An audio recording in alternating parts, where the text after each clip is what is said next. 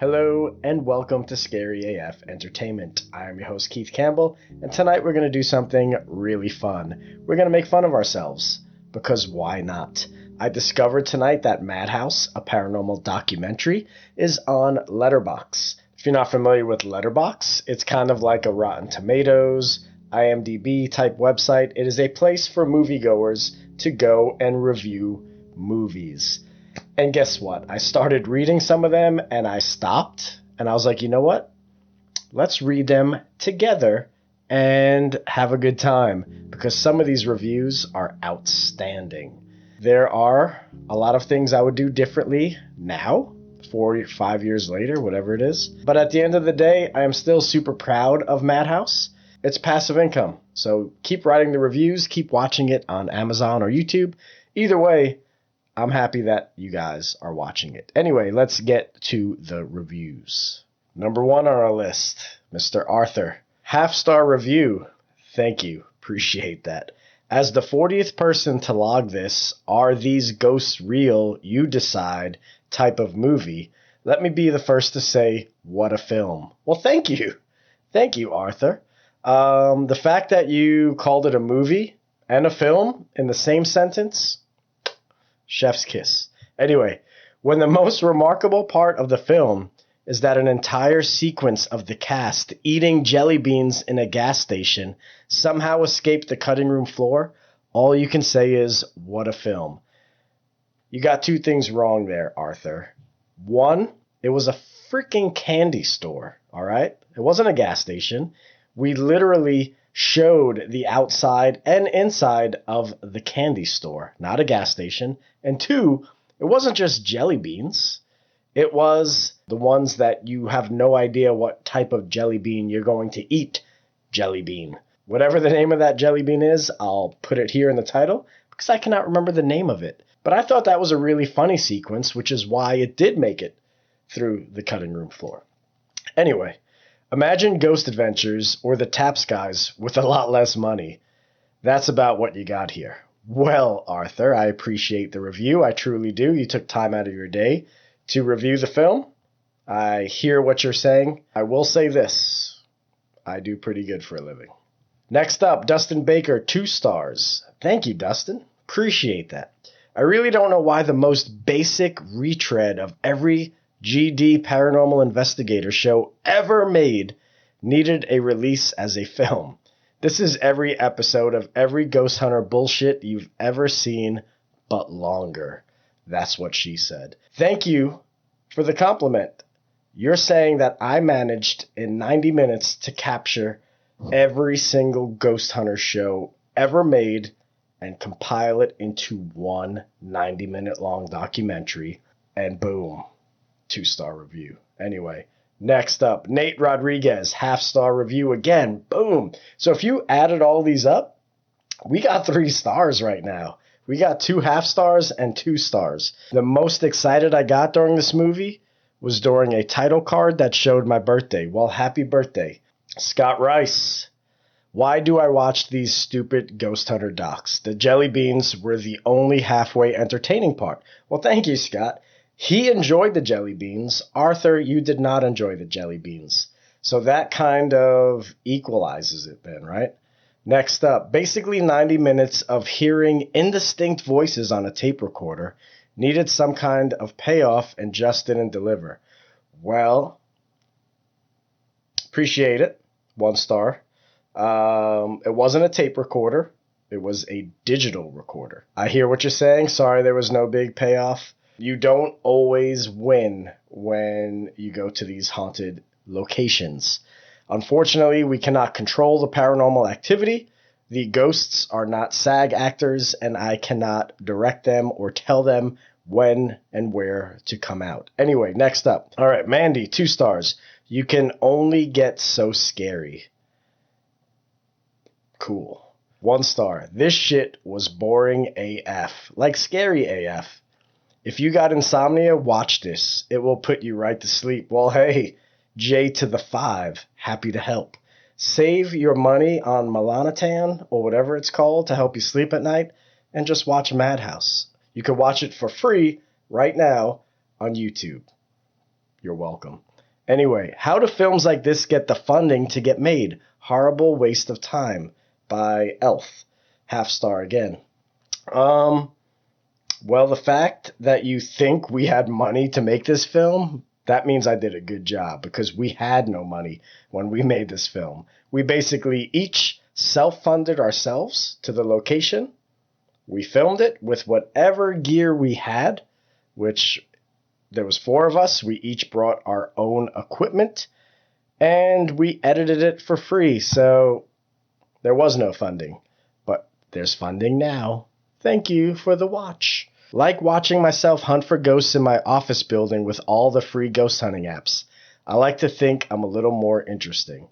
Well, I would subscribe to you, so if you're watching this video, oh no, it's Shay Z, I will subscribe to you. Let me know in the comments below the name of your YouTube channel so I could criticize your work. Austin Proctor, 3 stars. This is the highest rating yet, so Austin Proctor, I love you, man.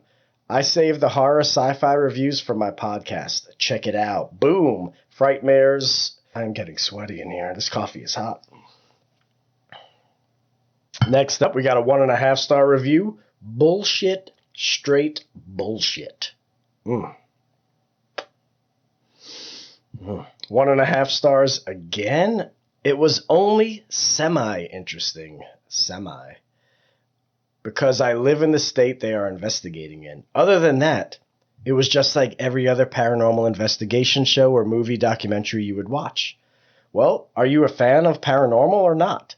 Because if ours is just like every other one, do you watch those?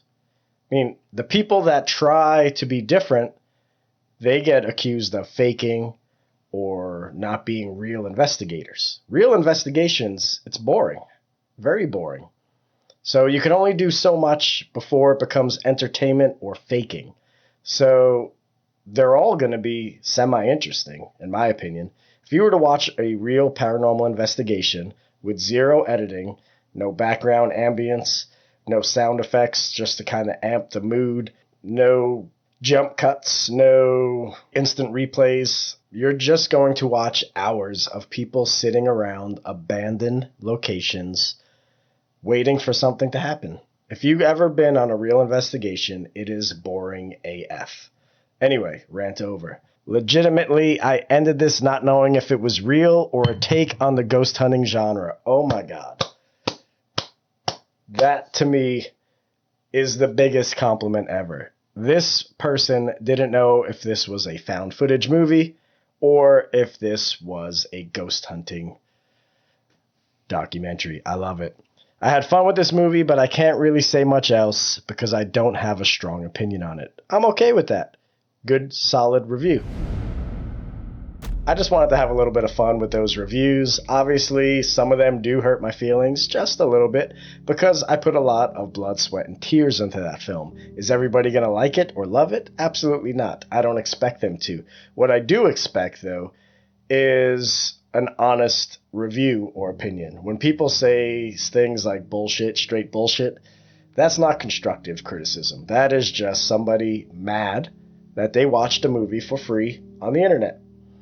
And I learned nothing from that. So other reviews, they were good. I learned some constructive criticism. We're working on a new film right now. It's going to be released probably this Halloween. And then we have a second one that's coming out after that one. And we are doing things a little bit different now. I think my editing style has changed a lot over the years.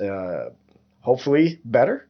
I think it's better. The channel's growing. My equipment is getting better. My editing software is better. My computer is a powerhouse and it can handle anything I throw at it. So I think 2023 is going to be a great year. I'm super excited, and I don't know. That's it. Anyway, thanks for watching this video if you chose to watch it. And if you have a Letterboxd account, feel free to leave a review. I'm not asking for a good one. I'm asking for an honest review. Whether you like the movie or not, I just want some constructive criticism so I could grow as a filmmaker. Thank you all for watching. Peace. We have a huge announcement. We're super excited. We are going to be getting together in Ohio. There's only going to be 4 of us in this 70,000 square foot building for 2 days. I think that some of these places that have that kind of religious background, like seminaries and the churches and things like that, can actually be very active places and are very spiritually charged. It's crazy active. It's one of the most active places I've been in the last 10 years, that's for sure. Welcome to the Madhouse.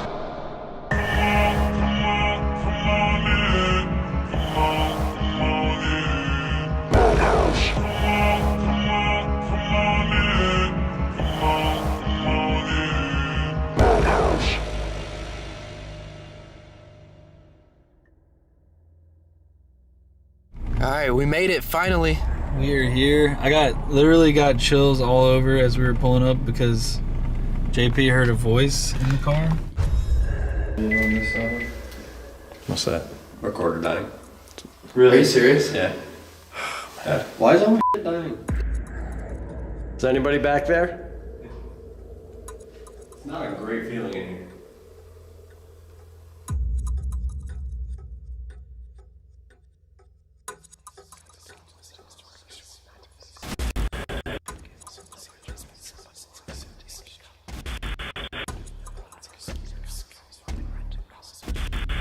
We kind of don't think we should do all night solos. The energy here, though, is just way too much. What the hell was that?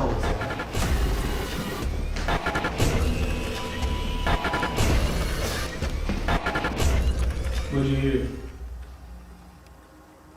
Dude, something in that closet just f***ing moved. I swear. I got an idea, Steve. So, to amp the place up tonight, I'm thinking we do a sort of ritual, calling of the corners, maybe even some Ouija board, amp it up a little bit, you know what I'm saying? What the? Where are you going? Where are you going? Can you knock on something? Let us know you're here. Keeps looking back at me. I think to see if I'm watching him.